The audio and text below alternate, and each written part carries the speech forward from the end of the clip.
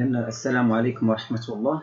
Donc, on fait la correction de la série, la première série des exercices pour la première chapitre, la troisième collège, PIC. Pour le chapitre sous-titre, le mouvement et repos. On commence par l'exercice 1,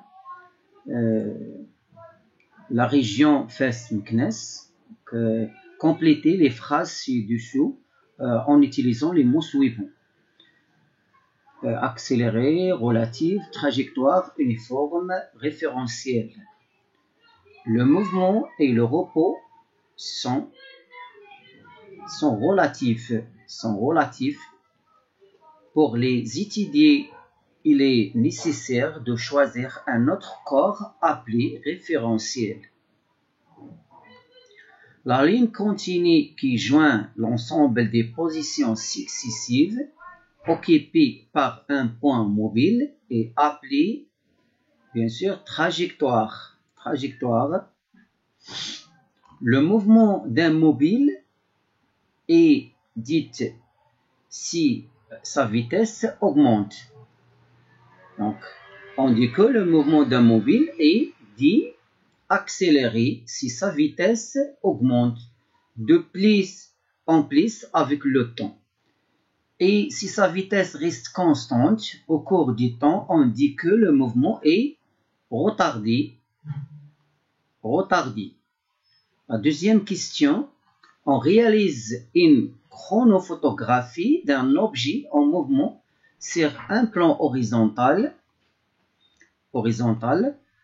La durée qui sépare la prise de deux images successives est égale à 0,04 secondes. Alors, la durée entre deux positions, c'est la même, 0,04 secondes. C'est-à-dire la durée de la distance M0, M1 est 0,04 secondes. La durée de M1, M2 est 0,04 secondes. La durée de M2, M3 est 0,04 secondes. La durée de M3, M4, c'est 0,04 secondes. La durée de M4, M5 est 0,04 secondes. C'est-à-dire, la durée reste même au cours du mouvement du mobile. La figure ci-dessous représente les différentes positions occupées par un point M matériel qui appartient au corps mobile. Voilà. Quelle est la nature du mouvement du point M? Justifiez la réponse. La nature du mouvement du point M. Alors, on remarque que la distance de même durée, c'est augmente. La distance augmente. Voilà, observez bien. Voilà, la distance augmente. Voilà, de même durée. On dit que, le mouvement ici est le mouvement accéléré. Voilà, le mouvement accéléré. Alors, la réponse. Voilà. Mouvement donc accéléré. Là, on passe. La deuxième question, calculer en unité internationale la valeur de la vitesse moyenne du point M entre les positions M0 et M5. Alors, on applique la relation de la vitesse moyenne. La vitesse moyenne égale à la distance, sur la durée delta T. Là, on va voir la correction. On a Vm égale à D sur T. Alors, avec D égale M0, M5. La distance M0, M5 égale à 7,5 cm. Et on convertir, la valeur, on obtient 0,075 mètres. Voilà. 7,5. Alors, on voit 7,5. Alors, on a une division égale 1 cm. Alors, 1 cm, voilà, dépend de 1 cm. Donc, là, on a la distance entre M0 et M5. Alors, on a division 1 cm, 2 cm, 3 cm, 4 cm, voilà, 5 cm, 6 cm, 7 cm et 7,5 cm. Voilà. La demi, voilà, division ici. Voilà. On obtient 7,5 cm entre M0 et M5. D'accord? Voilà. Et on a la durée entre M0 et M5 et T égale à 5 fois 0,04 secondes. On obtient 0, voilà, 0,2. Voilà, c'est fois ici, 0,2. D'accord? Voilà, secondes. Voilà, parce que, voilà, la distance entre, la durée entre M0 et M1 est 0,04. 0,04, 0,04, 0,04, 0,04, voilà, et 5 fois. Donc, on obtient 5 fois 0,04 secondes. Voilà, on obtient 0,2 secondes. Pas 5. D'accord? Voilà. Donc, on remplace, voilà, la valeur, voilà, les grandeurs par les valeurs. Voilà, Vm égale 0,75 divisé par 0,2. Voilà, on obtient 0,375 mètres par seconde. M sur S, c'est l'unité internationale, pas l'unité pratique. L'unité pratique, c'est kilomètres par heure. Alors, on passe à la troisième question. Pendant qu'une voiture roule sur une route droite, voilà, la trajectoire rectiligne ici, à vitesse constante, V égale à 20 mètres par seconde, voilà, c'est-à-dire le mouvement ici, c'est le mouvement uniforme, d'accord, voilà, rectiligne, uniforme. Alors, le conducteur aperçoit une bête qui traverse la route et il n'a pas commencé à freiner qu'après une seconde. Voilà, une seconde. Là, la distance de freinage est df égale à 35 mètres. Là, la distance, voilà. Pardon. Alors, la distance de freinage égale 35 mètres. Alors, la première question 3.1 de la deuxième partie, calculer la distance de réaction du conducteur. La distance de réaction. Voilà. Bien sûr, on a la durée de réaction du conducteur. Voilà. La durée de réaction est 1 seconde. Et 1 seconde. Et qui, si on obtient la distance de réaction, on applique la relation, voilà, de la vitesse. On a la vitesse moyenne égale à la distance sur t. Donc, la distance égale v fois t et on remplace, voilà, les valeurs par les grandeurs. Les grandeurs par les valeurs. Voilà. Voilà. On a la vitesse égale à d sur t, donc dr sur tr, la vitesse moyenne constante, alors dr égale à v fois tr, voilà, application numérique, dr égale à 20 mètres par seconde, ou mètre fois seconde moins 1, ici moins 1, la moins 1 seconde moins 1 fois 1 seconde. On obtient dr égale à 20 mètres, 20 mètres, d'accord? Alors, on passe l'autre question. Déduire la distance d'arrêt df. C'est simple. La distance df, déduire la distance d'arrêt dA. pas DF, DA. Voilà. DA. DA, c'est la distance de sécurité ou la distance d'arrêt. DA. Voilà. Voilà, DA. On a la distance DA égale à la distance de freinage plus la distance de réaction. Alors, la distance de réaction, voilà, on obtient. Voilà, la distance de réaction est 20 mètres et la distance de freinage est 35 mètres.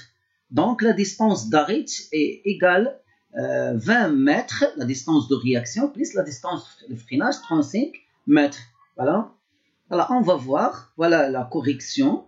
Alors, on sait que la distance d'arrêt égale DR plus DF. Application numérique, c'est-à-dire, DA égale à 20 plus 35. 20, c'est la distance de réaction.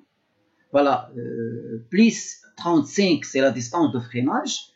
Voilà, donc DA égale à 55 mètres. Voilà, on passe la question 3.2. Sachant que la voiture a évité la collision, voilà, la distance entre la bête et la voiture après son arrêt, voilà, est D égale 15 mètres. Calculez la distance entre la bête et la voiture à l'instant où le conducteur l'aperçoit. D'accord? Voilà la distance entre le conducteur à l'aperçoit voilà, à la bête. Voilà, à la bête, c'est la distance d'arrêt, c'est la distance d'arrêt plus la distance, voilà, qui reste égale 15 mètres. D'accord? Voilà, on passe, voilà, la distance. Voilà, soit la distance entre la bête et la voiture à l'instant où le conducteur l'aperçoit. Voilà, D égale 55 plus 15, donc D égale 70 mètres. Voilà, c'est terminé le premier exercice. On passe l'exercice 2. C'est le dernier exercice. C'est la région Kazastat. Voilà, Kazastat 2019.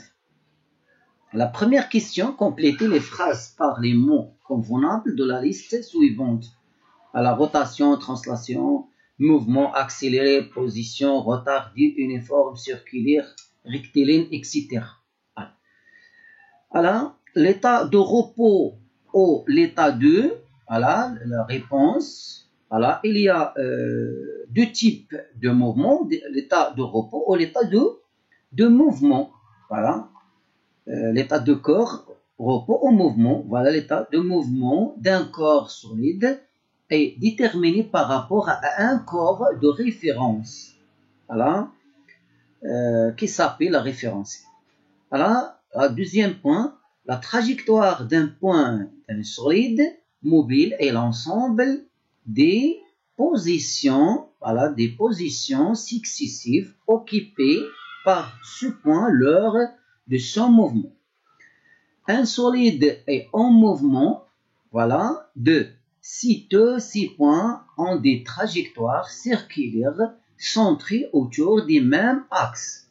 Donc, voilà, un solide est en mouvement de rotation parce que tous ces points ont des trajectoires circulaires. Alors, un solide est en mouvement si deux segments reliant deux points quelconques de ce solide conservent une direction constante. Voilà, direction constante.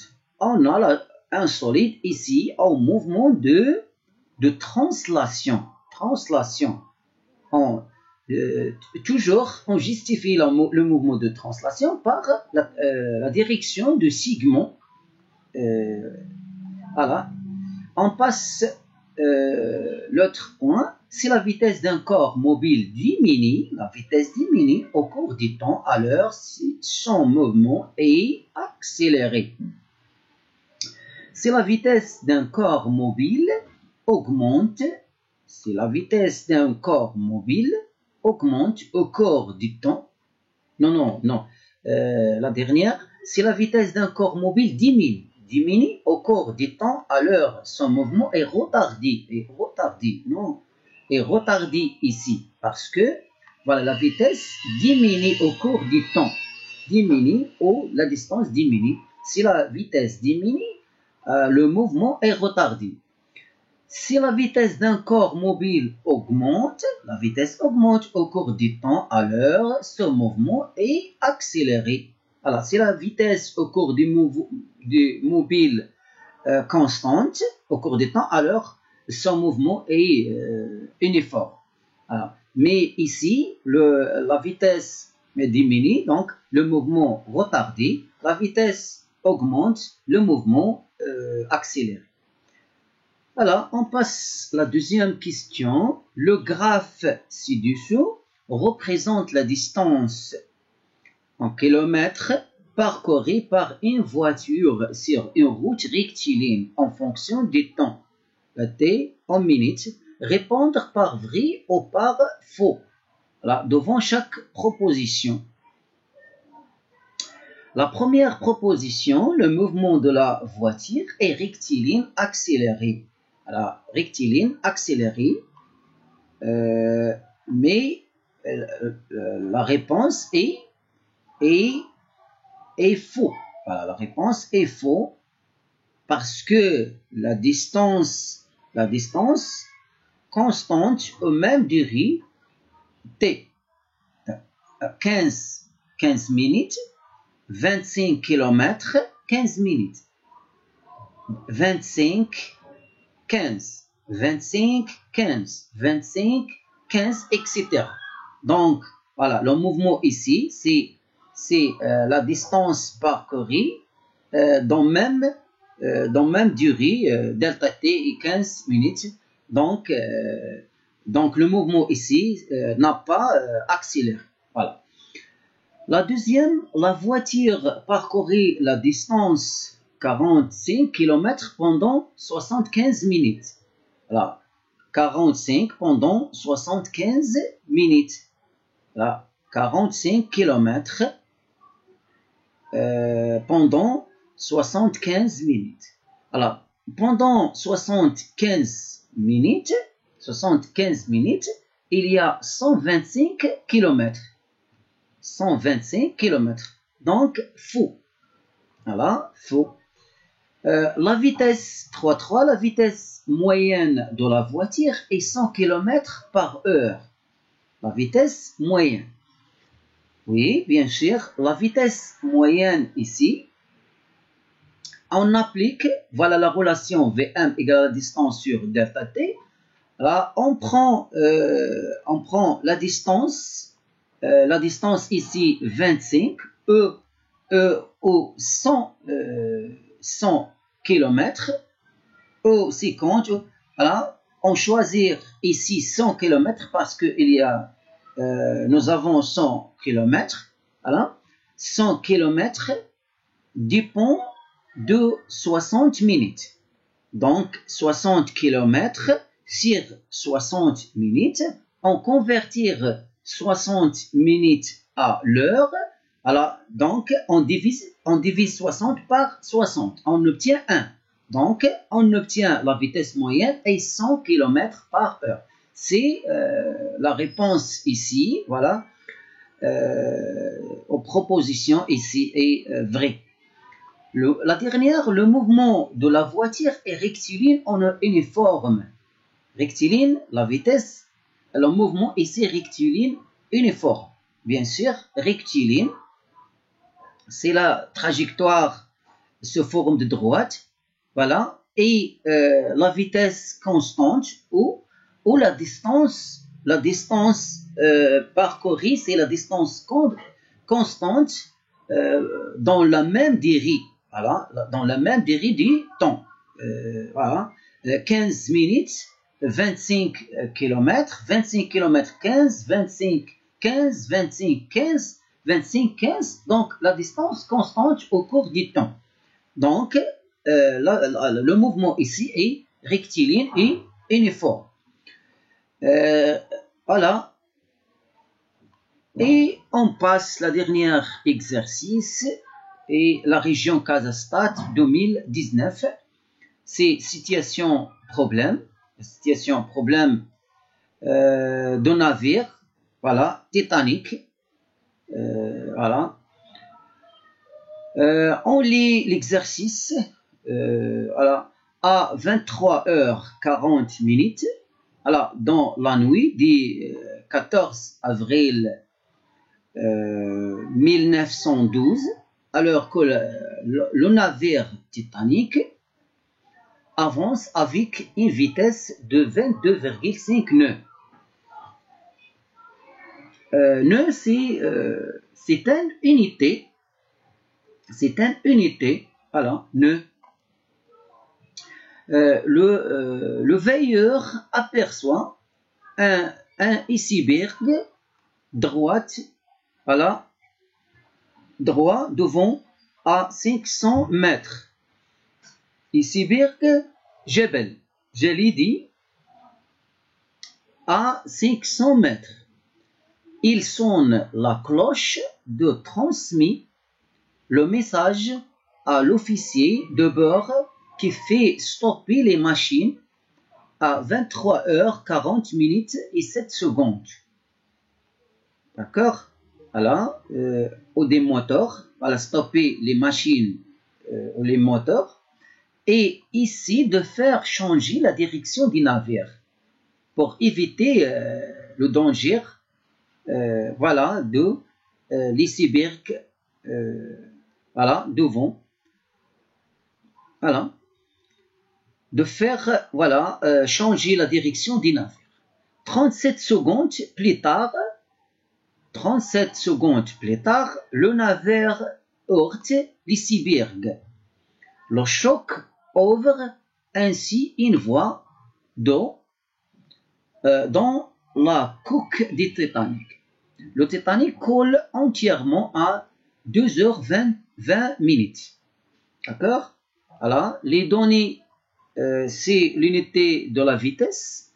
Un nœud égale 1,852 km par heure. Si on convertir, voilà, l'unité nord à nœud à kilomètre par heure.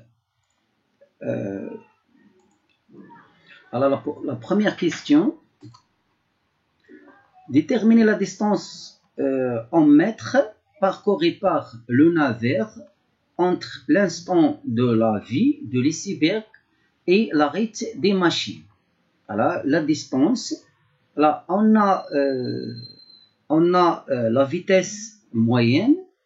Voilà, la vitesse moyenne ici donnée est 22,5 nœuds.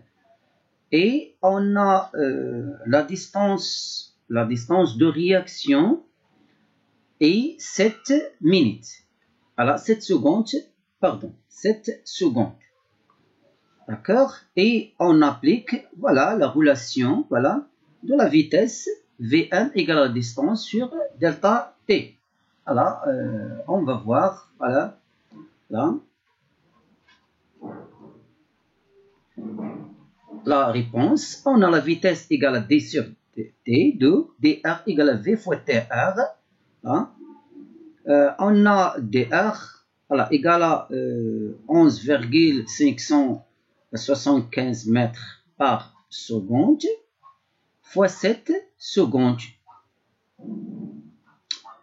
Parce que un nœud égale 1,852 km par heure et la vitesse 22,6 nœuds égale 22,5 fois, voilà, fois 1,852 km par heure, on obtient 41,67 km par heure.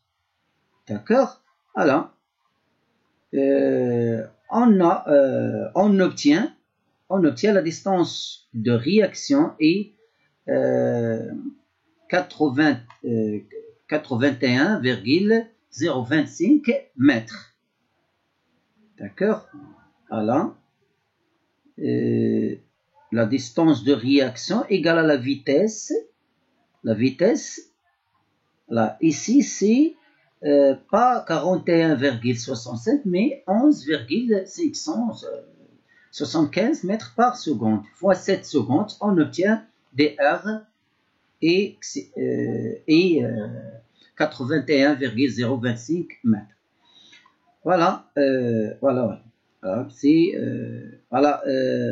pardon, 41,67 km par heure, en convertir par M sur S, mètres par seconde, on obtient 11,575 mètres par seconde. Voilà. Et le temps de réaction, c'est la différence entre le temps initial et le temps final. Le temps final est moins initial égale 7 secondes. Voilà la deuxième question. Déterminer la vitesse moyenne des navires entre l'instant de l'arrêt des machines et l'instant de la collision. C'est la distance de freinage. Voilà, ici. Voilà, du navire entre l'instant de l'arrêt des machines et l'instant de la collision. Ici. C'est la distance ici, c'est la distance de freinage. Voilà.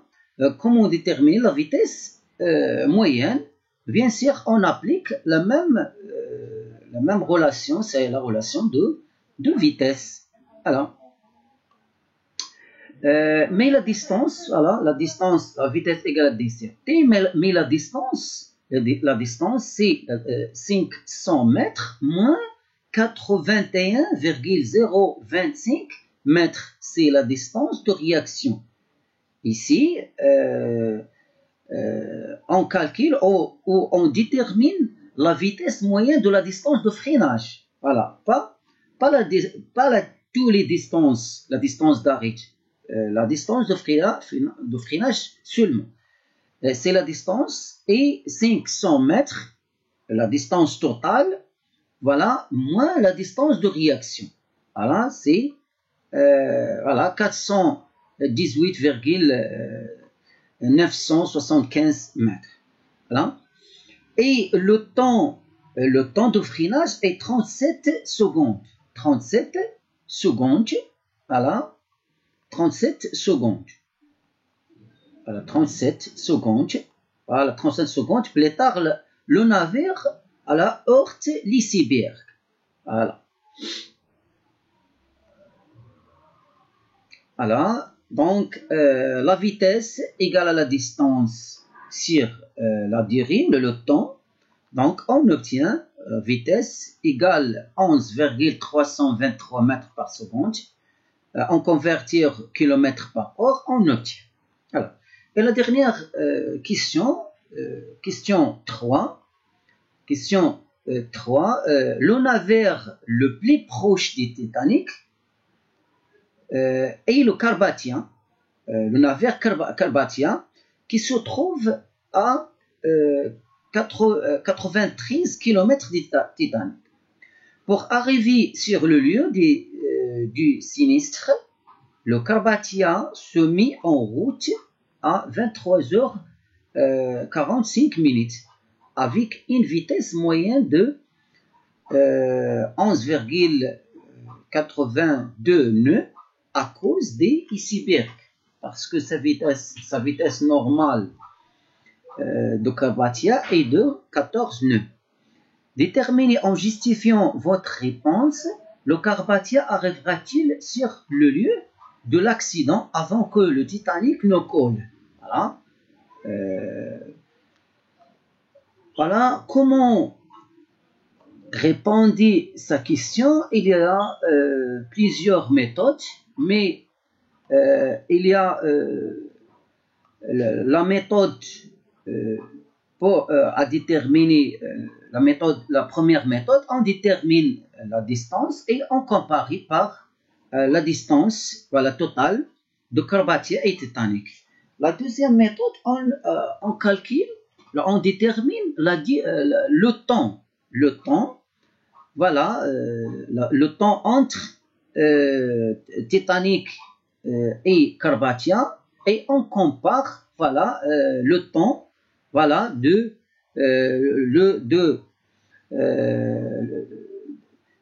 le temps de commence, voilà, de navire Carpathia à l'accident du Titanic, voilà, etc. Voilà, la première, voilà, on a la vitesse, toujours, on a la vitesse égale à d sur t. Voilà, d'où t égale à d sur v. Alors, la première méthode, on calcule t. Alors, la vitesse égale à 11, la vitesse de Carpathia et 11,82 nœuds. Voilà, on convertir par kilomètre par heure, on obtient 21,89, etc. Et la distance est 93 km. On a t égale, voilà, on divise, donc t égale 4. La durée, voilà, entre Carpathia et Titanic est 4, voilà, 2495 heures. Voilà. Et on a t égale à 4 heures et 0,2485 heures. Voilà, donc en minutes, voilà, 4 heures et, donc, si on convertir, voilà le temps, 4 heures, 14 minutes et 54 secondes. L'heure de l'arrivée des Carpathiens, voilà, était égale à 23h45 minutes, plus, voilà, 4 heures, 14 minutes, 54 secondes, voilà, et le temps ici égale 27 heures, voilà, 59 heures, 54 minutes. C'est t égale à 3 heures, 59 minutes et 54 secondes.